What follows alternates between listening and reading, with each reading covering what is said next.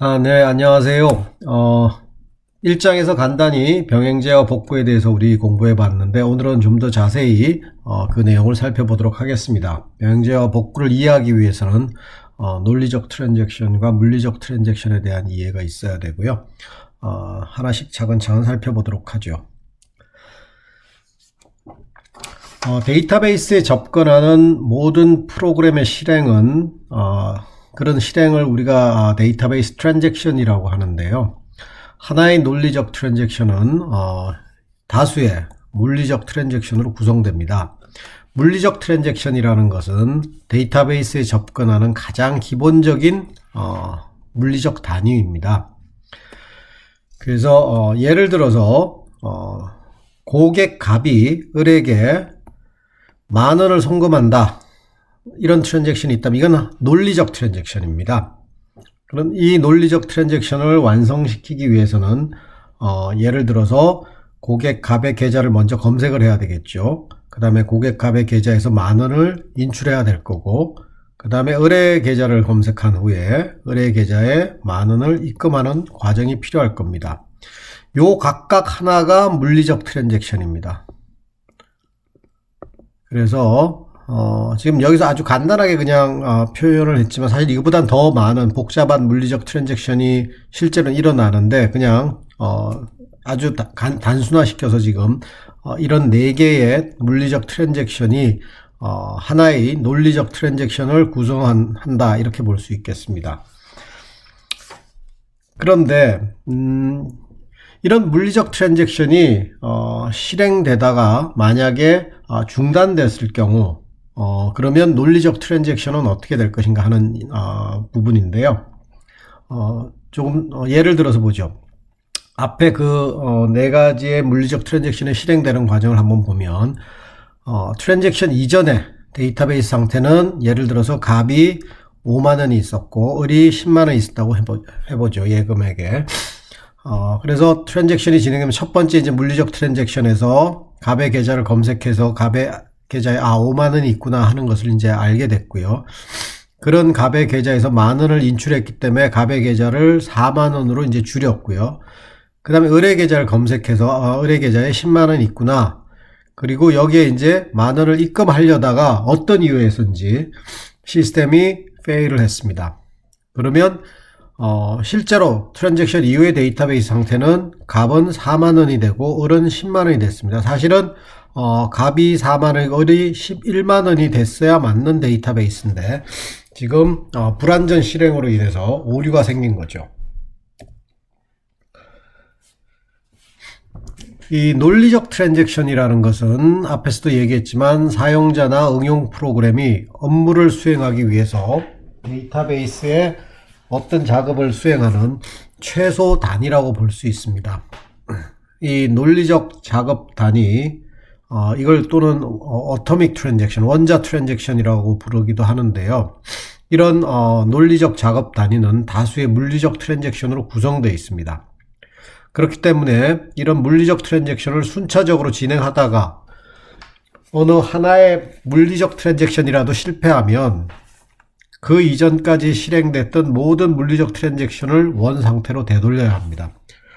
우리 앞에 예에서 본다면 만약 여기서 실패했다면 이 데이터베이스 아까 고쳐진 것을 원 상태 50,000원으로 되돌려 놓고 시스템이 실패했다라는 것을 알려줘야 되겠죠.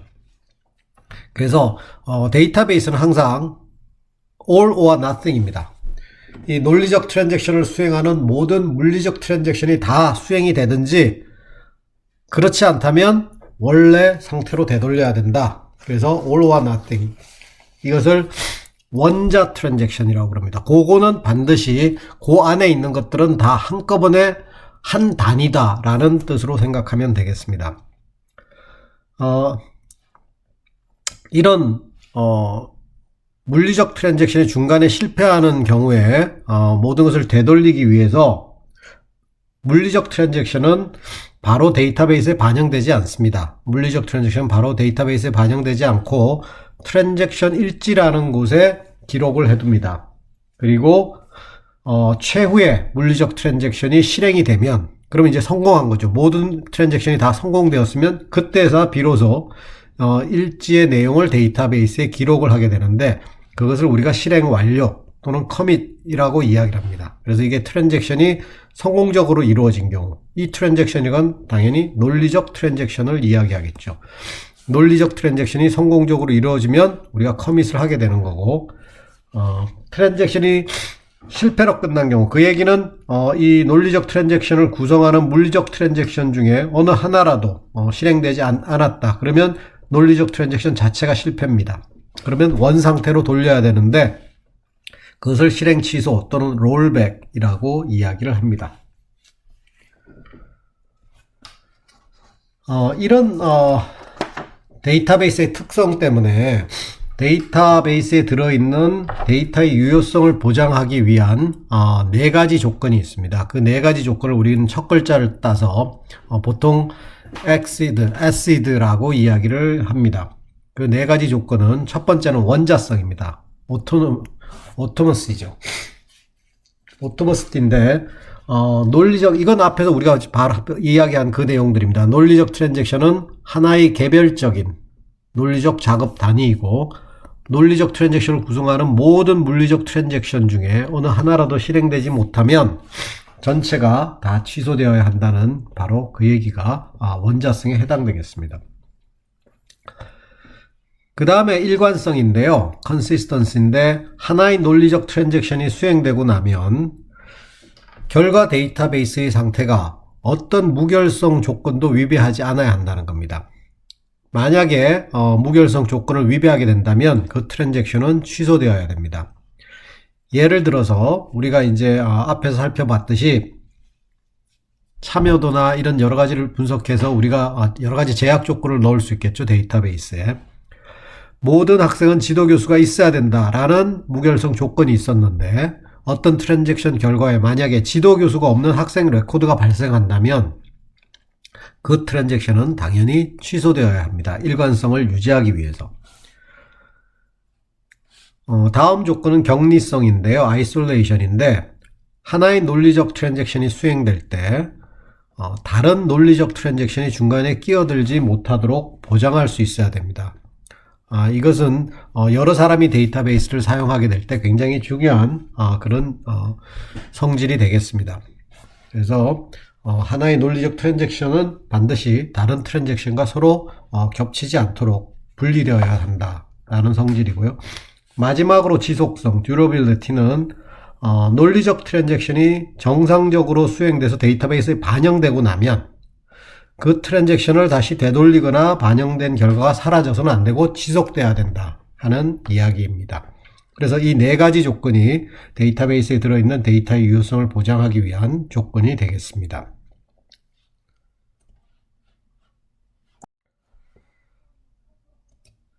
자, 그러면 이제 구체적으로 병행 제어에 대해서 한번 살펴보도록 하겠습니다. 병행 제어는 여러 사람이 데이터베이스를 사용하기 때문에 동시에 여러 명이 접근했을 때 문제가 발생할 수 있는 상황이 있습니다. 이런 것들을 관리하기 위한 것이 바로 병행 제어가 되겠습니다.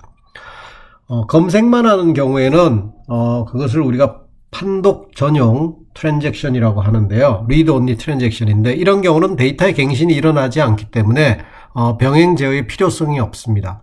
예를 들어서 모든 사람들이 다 데이터를 읽기만 한다. 그렇다면 사실 동시에 읽어도 아무런 문제가 없다는 거죠.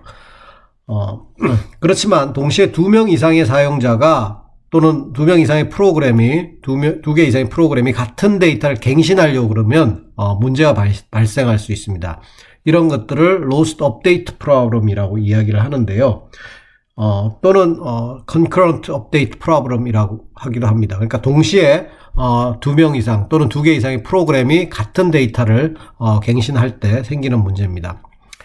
예를 들어서 사용자 갑이 105번 레코드를 메모리 읽어드렸습니다. 예를 들어 재고가 220개 있는 105번 레코드 읽어드렸고, 을도 동시에 읽었어요. 이건 문제가 없습니다. 둘이 동시에 읽는 건 아무런 문제가 없는데, 근데 사용자 갑이 만약에 105번 레코드를 20개 감소시켜서 디스크에 기록을 해서 200개가 됐다고 치시죠. 근데 또 을도 또 70개 감소시켜서 디스크에 기록을 하게 되면 자기가 읽은 값이 220이었기 때문에 여기에 70을 줄이면 150이 됩니다. 이걸 좀 더 시간 단위로 나눠서 한번 보겠습니다. 자, 트랜잭션이 일어나기 이전의 데이터베이스 상태는 105번 부품이 너트인데 재고가 220개 있었습니다. 시간은 이렇게 흘러갑니다. T1, T2, T1보단 T2가 더 나중에 일어나겠죠.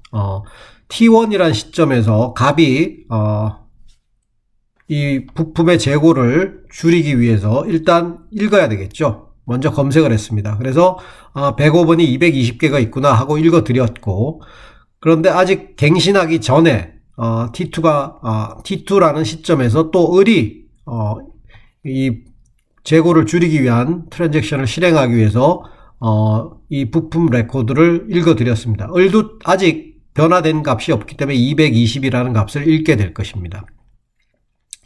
그런 시점이 지난 T3에서 값이 이제 부품 레코드를 갱신했습니다. 재고를 20개 감소시켜서 200이라는 값을 이 데이터베이스에 그 값을 입력을 했습니다. 그리고 나서 얼마 후에 T4라는 시점에서 다시 을도 220이라는 값을 읽어드린 상태에서 재고 70개를 감소시켜서 데이터베이스에 그 값을 갱신했기 때문에 150이라는 값이 입력이 되게 됩니다. 이럴 경우에 값이 갱신한 내용 200이라는 내용은 완전히 무시가 되고 150만 최종적으로 쓰이게 됩니다. 즉 무슨 얘기냐면 트랜잭션 이후의 데이터베이스 상태는 105번 너트가 재고량 150개가 된다는 얘기죠. 사실은 220개가 있었는데 값이 20개를 줄였고 을이 70개를 줄였다면 130개가 돼야 정상입니다. 그래서 재고가 130이 돼야 되는데 트랜잭션 이후에 데이터베이스가 150으로 되는 이런 잘못된 문제가 있는데 이것을 바로 값의 트랜잭션이 값이 갱신한 내용이 분실됐다 그래서 갱신 분실이다 라고 우리가 이야기를 합니다. 이런 여러 명이 동시에 데이터를 갱신하려고 하면 갱신 분실의 문제가 발생할 수 있기 때문에 이런 것들을 방지하기 위해서 우리는 직렬 스케줄이라는 것을 활용할 수 있습니다. 앞에서도 살펴봤듯이 갱신 분실이 일어나는 이유는 하나의 논리적 트랜잭션이 다른 논리적 트랜잭션에 의해서 간섭을 받았기 때문입니다. 즉 앞에서 우리가 이야기했던 SID 중에서 격리성, 아이솔레이션이 위배되었기 때문이죠. 그래서 앞에 사례를 보면 값의 트랜잭션이 종료되기 전에 을의 트랜잭션이 시작돼서 서로 값의 트랜잭션을 을이 간섭을 한 그런 상황이 되겠습니다. 그래서 이런 갱신 분실을 일어나지 않도록 하기 위해서 할 수 있는 이런 직렬 스케줄인데요. 논리적 트랜잭션 간에 간섭이 없도록 순차적으로 이루어질 수 있도록 그 알고리즘을 짜는 거죠. 그렇지만 현실적으로 보면 여러 트랜잭션이 동시에 수행될 때 스케줄이 이 직렬성을 만족시킬 수 있는지 없는지를 미리 검사할 수 있는 알고리즘은 존재하지 않습니다. 아직까지. 그렇기 때문에 실제로 이런 직렬성을 보장해 주기 위해서 알고리즘을 짜는 건 어렵고요. 상용 DBMS에서는 오히려 직렬 스케줄을 만들어낼 수 있도록 그런 메커니즘을 활용하는데 두 가지 방식이 있습니다. 하나는 차단 방식이고요. 하나는 버전 방식입니다. 그럼 각각을 한번 살펴보도록 하겠습니다. 이 중에서 차단 방식이 가장 일반적인 방법입니다. 그래서 이거는 갱신하기 전에 갱신할 데이터를 미리 차단하는 겁니다. 내가 어떤 데이터를 갱신할 거다. 그럼 그 데이터에 대해서 다른 사용자가 접근하지 못하도록 미리 차단시키는 방법입니다. 그럼 아까 예를 다시 한번 살펴보죠. 트랜잭션 이전의 데이터베이스 상황인데 사용자 값이 지금 이 105번 레코드를 갱신할 거예요. 그래서 이 레코드를 자기가 지금 읽는 순간에 이걸 갱신한다는 의도를 갖고 들어갔기 때문에 T1 시점에서 이 105번 부품 레코드를 차단을 시킵니다. 다른 사람들이 접근하지 못하도록 차단을 시키게 됩니다.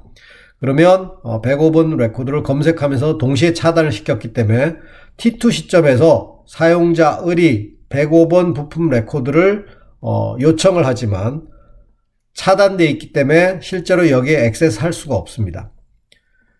그리고 T3 시점에서 갑이 부품 레코드를 갱신해서 200으로 갱신한 이후에 그러면 차단을 해제를 하게 됩니다. 차단을 해제하면 T4 시점에서 비로소 이 요청했던 레코드의 을은 접근할 수 있게 되고 이번에는 200이라는 값을 갖게 되겠죠. 재고량을 200이라는 값을 검색하게 될 것이고 그러면서 또 이 을도 이 105번 레코드를 차단시킨 후에 자기가 다시 70개를 줄인 130이라는 값을 갱신하게 되겠습니다. 그리고는 차단을 해제하게 되겠죠. 그럼 트랜잭션 이후에 데이터베이스 상태는 정상적인 130이라는 값을 갖게 될 것입니다. 이 차단 방식에서 고려해야 될 요소로는 두 가지가 있는데요. 크게 차단 단위와 차단 유형입니다. 이 차단 단위는 차단 범위라고도 얘기를 하고요. 영어로는 granularity라고 이야기를 합니다. 그러니까 차단의 굵기라고 이야기하는 거죠. 그래서 어디까지 차단할 거냐 하는 얘기입니다. 그래서 접근을 통제시키는 데이터의 크기를 이야기하는데요.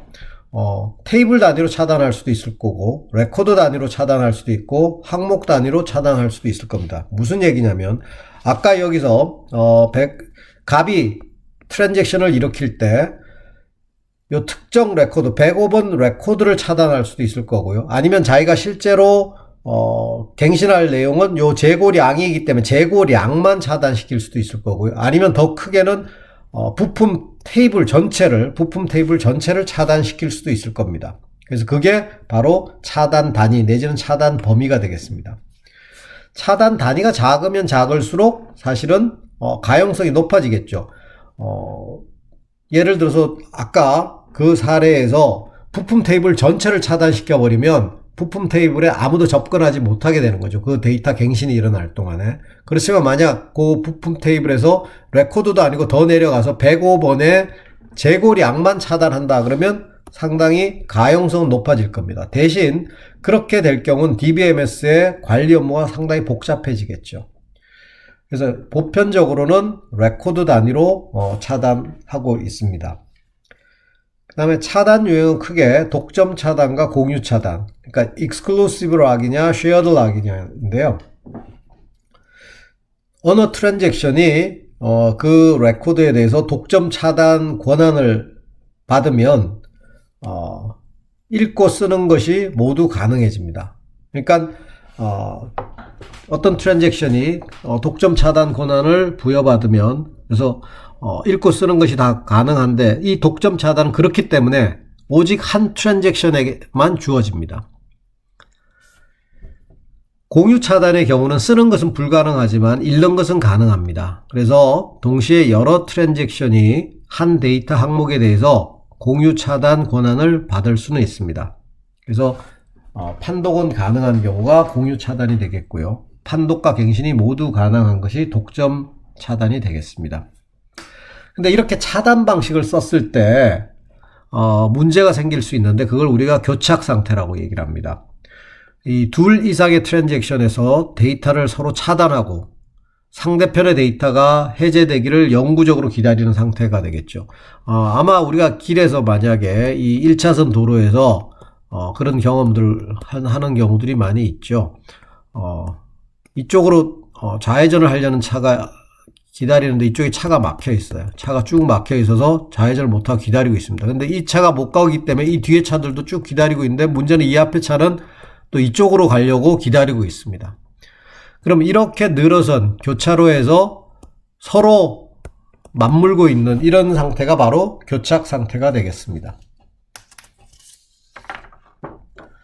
교착 상태가 발생하지 않도록 모든 레코드를 차단하는 방법도 있습니다. 아까 예에서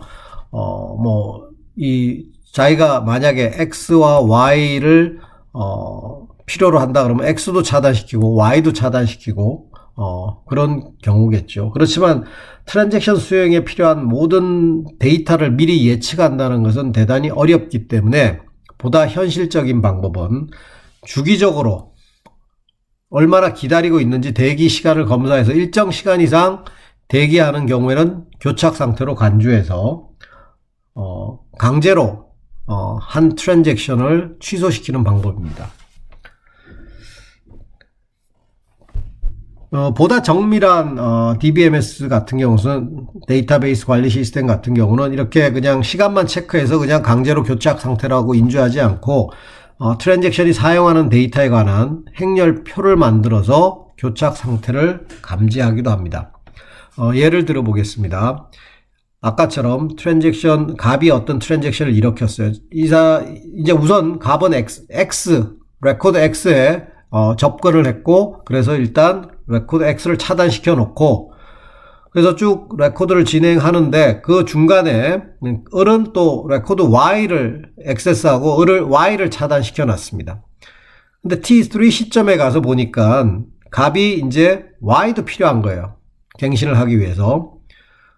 근데 일단 을이 차단시켜 놨기 때문에 이게 차단이 풀리기를 기다리고 있겠죠. 근데 을도 보니까 자기는 Y를 차단해 놨는데 X가 필요해요. 그래서 X를 기다리고 있는데 이 X는 이미 갑이 차단을 시켜 놨습니다. 그래서 갑은 Y를 기다리고 있고 을은 X를 기다리고 있는데 이미 서로 차단시켜 놨기 때문에 영원히 기다리는 교착 상태가 발생하게 됩니다. 그래서 이런 계속 교착 상태가 되고 있으면 일정 시간 이상 되면 교착 상태로 간주하는 경우도 있고, 이거를 행렬표를 만드는데 행렬표를 알기 쉽게 설명을 하면 이렇습니다. 갑이 트랜잭션을 일으켰는데 갑은 지금 Y를 기다리고 있습니다. 그래서 갑이 기다리는 레코드에 화살표를 하고요. 그 다음에 Y가 누가 지금 차단시켰는지를 표시를 합니다. 그럼 을이 차단시켰습니다. 근데 을이 또 기다리고 있는 레코드를 봤더니 X입니다. 근데 X가 누가 차단했는지를 봤더니 갑이 차단했어요. 그러면 이런 식으로 지금 하나의 무한대 표시가 나오죠. 이런 행렬표를 만들어서 이런 상태가 되면 지금 서로 교착 상태가 발생했구나. 그러면 강제로 예를 들어서 이 경우 같으면 이제 X보다는 Y가 나중에 차단이 됐기 때문에 Y를 풀고 트랜잭션을 진행시키게 됩니다. 그래서 교착 상태를 해결하게 됩니다. 이 차단 방식은 앞에서 살펴본 차단 방식은 트랜잭션 간의 충돌이 일어난다는 전제 하에서 다른 트랜잭션을 항상 미리 차단하는 겁니다. 그죠? 그러니까 일단 트랜잭션을 내가 일으키면 내가 갱신하는 동안에 다른 누군가가 또 갱신하려고 할 것이다 라는 전제에서 미리 차단시키는, 어떻게 보면 비관론적 병행 제어라고 볼 수 있겠습니다. 근데 거기에 비해서 이제 또 다른 방식인 버전 방식은 두 트랜잭션이 한 데이터를 동시에 접근하는 경우가 거의 발생하지 않을 거다 라는 전제하에서 충돌 발생이 없음을 확인할 때까지는 과거 버전과 새 버전을 다 보관하는 그런 낙관론적 병행 제어라고 할 수 있겠습니다. 그러니까 한 방식은, 차단 방식은 내가 이거 갱신하려고 하는데 다른 사람도 분명히 갱신할 거야 라고 미리 차단시켜 놓는 거고, 버전 방식은 내가 이 데이터 갱신하는 동안 설마 누가 또 하겠어? 그래서 서로 갱신한 데이터를 보관하고 있다가 충돌이 일어나지 않았으면 실제로 데이터베이스에 반영하는 그런 낙관론적 병행 제어가 되겠습니다. 이 버전 방식은 데이터가 동시에 갱신되는 경우가 적은 환경에 적합하고 차단을 하지 않기 때문에 자원의 가용성을 높일 수 있다는 장점이 있습니다. 버전 방식을 좀 설명을 하려면 조금 비유를 들어보겠습니다. 데이터베이스를 우리가 하나의 데이터를 쌓아둔 방이라고 생각하고요. 데이터베이스 관리 시스템 DBMS를 예를 들어 이 방에 도서관 같은 데라고 생각해 보죠. 도서관이 있고 방에 도서관 창구가 있어요. 그래서 여기에 이제 데이터를 이 사용자나 프로그램이 요청하면 데이터를 내주는 복사해서 원본은 보관하고 있고 원본은 방에다 보관하고 있고 복사본을 내주는 직원이라고 한번 생각을 해보죠. 그리고 트랜잭션은 데이터를 요청하는 사용자라고 생각을 해봅시다. 그러면 사용자가 즉 트랜잭션이죠. 트랜잭션이 필요한 데이터를 요청을 하면 이 DBMS 직원이 원본은 데이터베이스에 놔두고 복사본을 줍니다. 근데 복사본의 시간을 기록해둬요.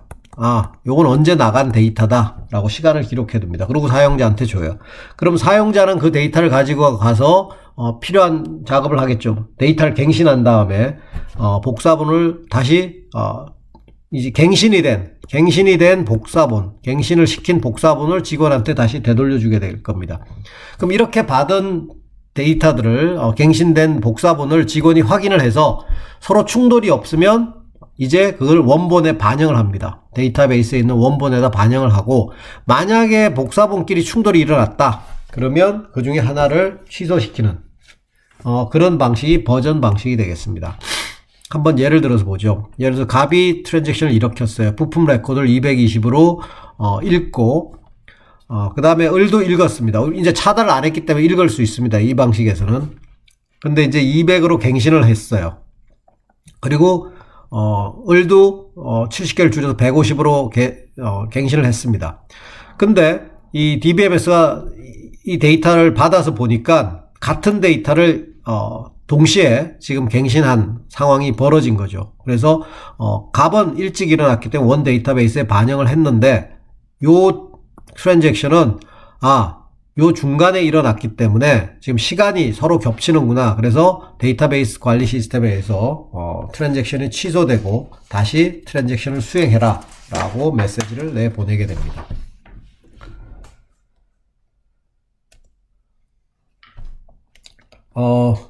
이 앞에서 물리적 트랜잭션을 아주 간단하게 살펴봤었는데요. 실제로 그거보다는 훨씬 더 복잡한 과정을 거치게 됩니다.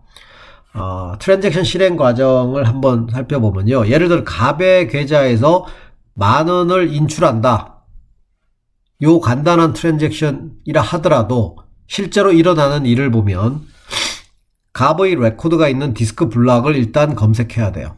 갑의 그 데이터가 어디 있는지, 그 레코드가 어디 있는지 디스크 블록을 검색해야 되고, 그래서 그 디스크 블록을 읽어 드리는 거죠. 그 디스크 블록을 찾아서 그 내용을 메인 메모리 내에 있는 데이터베이스 버퍼로 읽어 드리게 됩니다. 그럼 버퍼에 값이 들어오면 이제 비로소 그 값을 읽을 수가 있게 됩니다. 그죠? 그래서 버퍼에 들어있는 갑의 레코드로부터 현재 갑의 예금액이 얼마인지를 찾아서, 예를 들어서 이게 10만원이다. 그러면 갑이 지금 10만원 있구나 라는 그 10만원이라는 값을 임시 변수에 읽어 드립니다. 그런 다음에 만원을 인출하기 위해서는 이 10만원이라는 임시 변수의 값에서 만원을 뺀 9만원을 이제 임시 변수의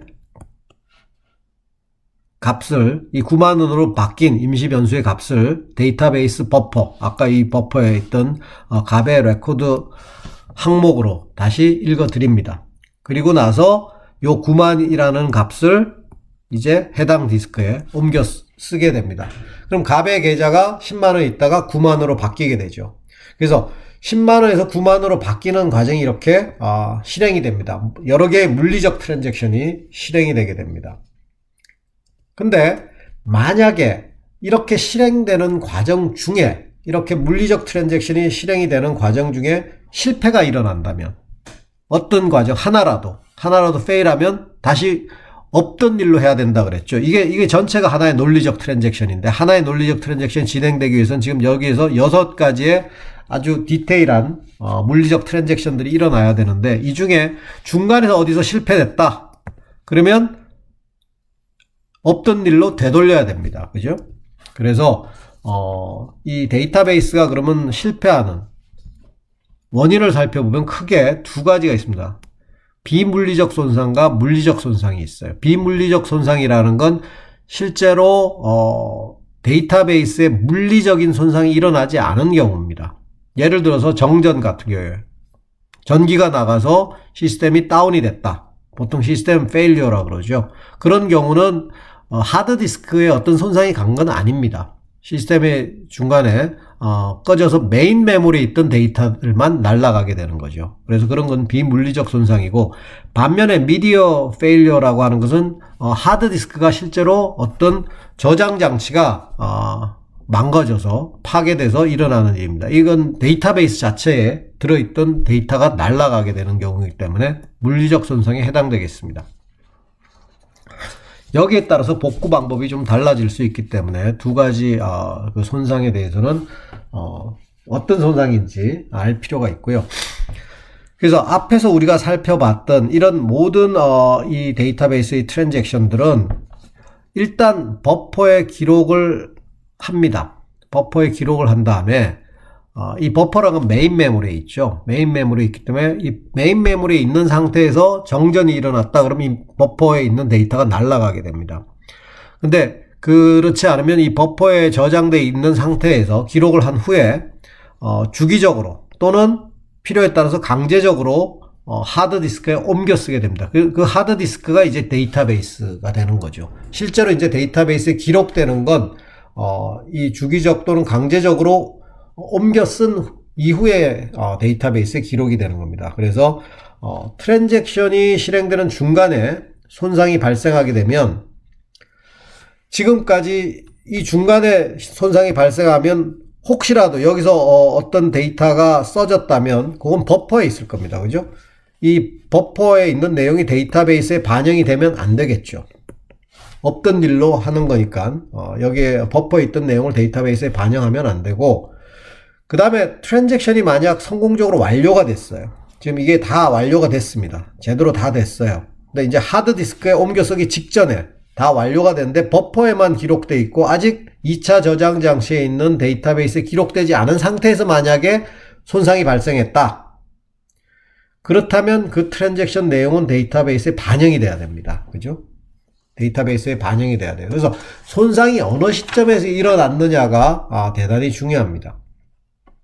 그래서 이런 것들을 통해서 데이터베이스를 복구해야 되는데, 데이터베이스를 복구하기 위한 장치로는 크게 예비장치, 기록장치, 반영 시점 장치가 있습니다.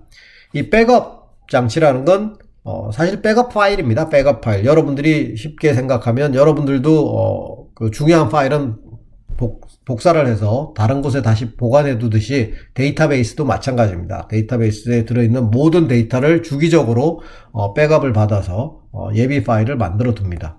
그래서 이 백업 장치는 주기적으로 데이터베이스의 예비 파일을 생성하는 그런 장치이고요. 만약에 데이터베이스가 물리적으로 파손이 된다면 이 예비 파일을 이용해서 다시 원상 복구하게 됩니다.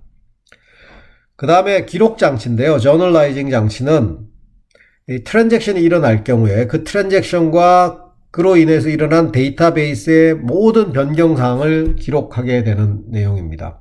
그래서 이 트랜잭션 로그가 있고요.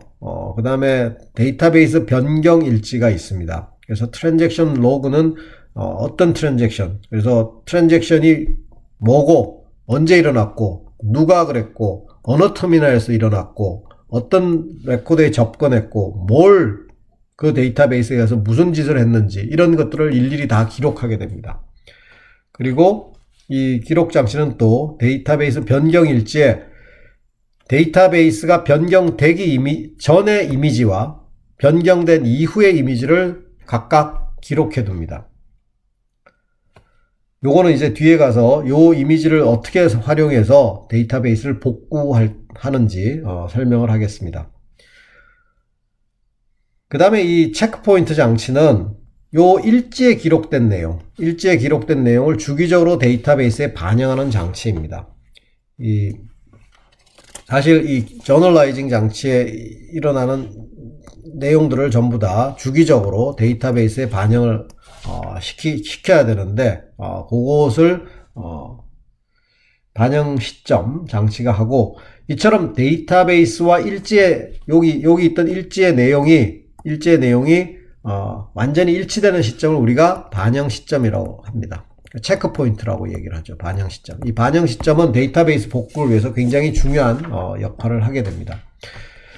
그래서 트랜잭션이 일어나게 되면 그 트랜잭션에 대한 여러 가지 변경된 내용들을 기록을 하게 되는데, 트랜잭션 내용을 기록하게 되는데요. 실제로 이제 감사나 실행 속도 감시를 위해서 굉장히 복잡한 내용들을 다 포함하고 있는데, 여기서 아주 간략하게만 이런 내용들이 이런 식으로 기록된다 하는 것만 지금 한번 보여주는 표입니다. 예를 들어서 트랜잭션 식별 번호가 T1이다. 그러면 언제 일어났는지, 그러면 이 작업이 지금 뭘 하고 있는 건지, 그러니까 처음 이제 시작된 거죠. 이 트랜잭션이 이제 처음 시작되는 거고,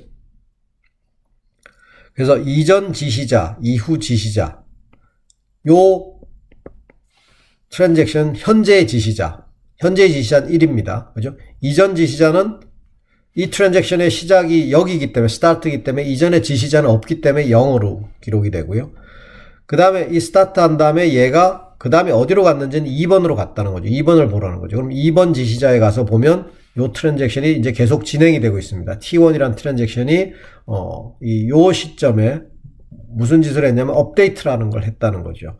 그래서 E30이라는 직원의 업데이트를 했는데, 이전 이미지는 뭐였고 이후 이미지는 뭐였다. 업데이트 하기 전에 예를 들어서 이 레코드의 값, 전체 값이 여기에 들어갈 거고, 업데이트된 이후의 값이 여기에 들어가게 되겠죠. 그리고 당연히 이전 지시자는 1번이었고 이후 지시자는 5번이죠. 그러면 이 레코드를 찾아서 5번으로 가면, 그래서 요 트랜잭션 T1이란 트랜잭션은 요 3시 23분에 커밋은 이제 데이터베이스에 반영이 됐다는 얘기잖아요. 이제 그런 업데이트 됐던 값이 버퍼에 있다가 실제로 이제 커밋 됐다는 얘기는 데이터베이스에 이제 반영이 됐다. 그러면 이제 반영이 됐기 때문에 사실 이제 이후 지시자는 없고 이 트랜잭션은 완료가 된 겁니다. 그런 식으로 찾아갈 수 있습니다. 여기서 뭐 T2 한 번 더 보면 T2도 3시 18분에 시작해서 스타트이기 때문에 이전 지시자는 0이고 이후 지시자는 4번이죠. 그럼 4번에 가보면 역시 인서트를 한 작업입니다. 이건 인서트를 했고, 주문 32, 45를 인서트 했다. 그럼 인서트를 한 거기 때문에 그 이전 값은 없을 거고 이후 값만 존재하게 될 거예요. 그리고 이후 지시자는 9번이니까 9번에 가보면 3시 31분에 커밋돼서 데이터베이스에 반영이 됐구나. 이렇게 알 수 있습니다. 이게 이제 트랜잭션 변경 일지고요. 이걸 통해서 필요할 경우에 데이터베이스를 복구시킬 수 있습니다. 데이터베이스의 복구 방식은 크게 3가지가 있습니다. 복구 재실행, 이건 이제 실제로 예비 파일을 갖고 와서, 우리가 그 백업 파일을 갖고 와서 페일이 일어난 이후에 모든 트랜잭션을 다시 재실행하는 겁니다. 실패 시점까지 발생한 모든 트랜잭션을 예비 파일에 재실행하는 방식인데, 현실적으로 보면 트랜잭션이 대량으로 일어나고 동시에 굉장히 여러 곳에서 일어나고 그럴 때는 이게 거의 불가능할 수도 있습니다. 그리고 이 트랜잭션의 순서라는 게 대단히 중요한데, 그 트랜잭션을 순서대로 실행하지 못할 경우에 문제가 발생할 수 있습니다. 예를 들어서 어떤 계좌에 돈이 입금된 이후에 출금되는 거하고 출금을 먼저 하는 거는 굉장히 다른 거죠. 그래서 사실 이 방식은 최후의 수단이라고 생각하면 되겠고요. 대부분은 이 후방 복구 내지 전방 복구를 통해서 데이터베이스를 복구하게 됩니다. 이 후방 복구는 롤백인데요. 되돌아간다는 얘기입니다. 그 얘기는 지금 현재 데이터베이스에 뭔가 잘못된 내용이 반영되어 있어서 그 내용을 제거하는 게 되겠습니다. 그래서 아까 처음에 우리가 예를 들었듯이 뭐 만약에 갑이 을에게 10,000원을 송금하는 과정인데, 갑의 계좌에서 10,000원은 지금 인출을 했는데 을에 10,000원을 입금하기 전에 만약에 문제가 생겼다. 근데 이 갑의 계좌에서 10,000원을 지금 인출을 해버렸다. 라는 상황에서 만약 데이터베이스가 페일을 했다. 그렇다면 후방 복구를 해야 되겠죠. 그래서 이게 없던 일로 값에서 만을 인출한 걸 다시 되돌려 놓는 그런 방식이 되겠습니다. 그래서 현재의 데이터베이스에 이전 이미지를 복사해서 아까 보면 여기 이전 값이 있죠. 이 이전 값을 복사를 하게 되면 그러면 원래 상태로 되돌아가겠죠. 그게 후방 복구가 되겠습니다. 전방 복구는 예비 파일에다가 이후 이미지를 복사하는 건데요. 이건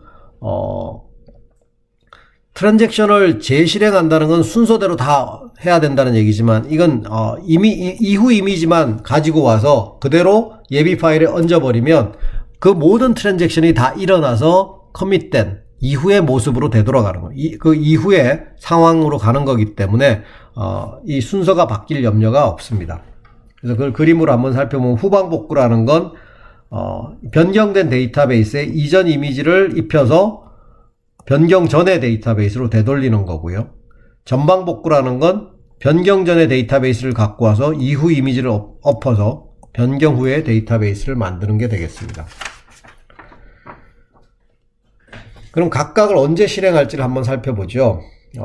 지금 여기가 체크포인트입니다. 체크포인트라는 건 DB에 반영이 됐다는 얘기입니다. 지금까지 일어난 일이 데이터베이스에 반영이 됐다라는 것으로 보면 되고요. 자, 그럼 트랜잭션 1의 경우는 한번 생각해 보죠. 이제 요게 이제 실제로 비물리적 손상이 일어난 지점입니다. 그러니까 비물리적 손상이 일어났다는 것은 DB 자체에 손상이 일어난 건 아닙니다. 정전이나 이런 것들로 인해서 버퍼가 문제가 생긴 거죠. 메인 메모리에 들어있던 버퍼에 있던 내용이 지금 사라진 겁니다. 그런 상황이다 라고 한다면 트랜잭션 1 같은 경우는 트랜잭션이 끝났어요. 그리고 끝났고 반영 시점 전에 끝이 났기 때문에 이런 것들은 반영 시점에 이미 다 반영이 됐습니다. 즉 데이터베이스에 반영이 됐다는 얘기죠. 그렇다면 이거는 복구가 필요하지 않습니다. 이건 반영 시점에 이미 반영이 됐고 데이터베이스에 반영이 됐기 때문에 복구할 필요가 없는 내용이고요. 그럼 트랜잭션 2 같은 경우는 실패하기 이전에 여기가 이제 실패인데 실패 이전에 완료가 됐습니다. 완료가 됐는데 이건 트랜잭션이 진행되고 있었기 때문에 실제로 데이터베이스의 반영 시점에서 반영되지는 않았어요.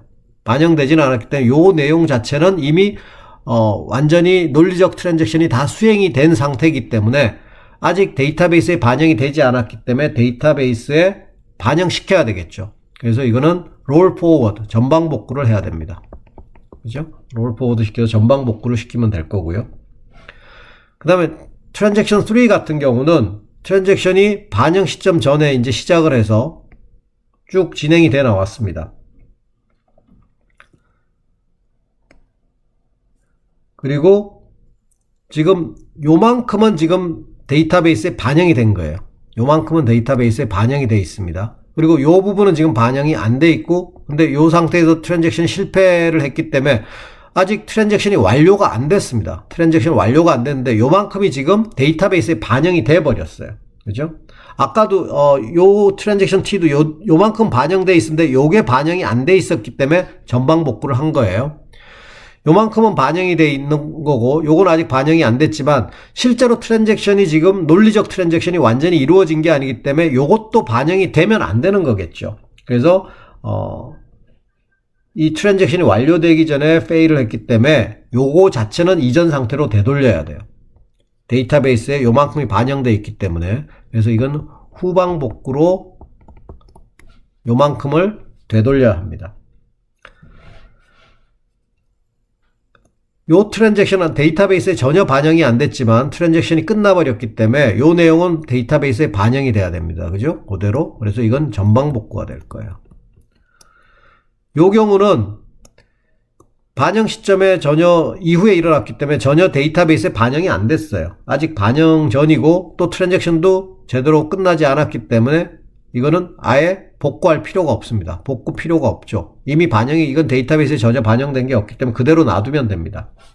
그래서 각각 어떤 경우냐에 따라서 복구할 필요가 없는 것, 이건 복구할 필요가 없는 것. 그 다음에 얘는 전방 복구, 얘는 후방 복구, 얘도 전방 복구, 얘도 복구할 필요가 없는 것. 이렇게 적용을 시키면 되겠습니다. 물리적 트랜잭션, 이건 비물리적 손상의 경우고요. 물리적 손상이 일어난 경우, 이건 실제로 이제 디스크가 페일한 경우잖아요. 그렇다면 이건 예비 파일을 갖고 와서 지금 지금까지 일어난 모든 트랜잭션을 전방 복구시키는 방법입니다. 전방 복구시키게 되면 지금까지 일어난 모든 커밋된 트랜잭션들이 이 그전 예비 파일에다가 적용을 시켜서 가장 최근 모습의 데이터베이스로 복구할 수 있게 됩니다. 자, 이번 동영상에서는 병행 제어와 복구에 대해서 알아봤습니다. 그럼 오늘 강의는 여기까지 마치도록 하겠습니다.